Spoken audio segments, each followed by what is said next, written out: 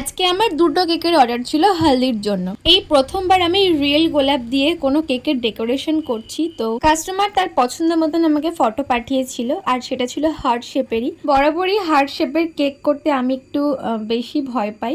তো এই তো পিচ কালারের উপরে আমি ডেকোরেশনটা করছিলাম। আমার মনে হয়েছিল কালারটা আরেকটু বেশি দিলে বোধহয় একটু ইয়েলো শেডটা আসতো, যেহেতু হলদির কেক আমি রেডি করছি। এবার বলি, কাস্টমার আমাকে ফটো পাঠিয়েছিল, সেখানে এরকম একটা হিজিবিজি ডিজাইন ছিল, তার উপরে গোলাপ ফুল লাগানো ছিল, সেরকম কিছুই না।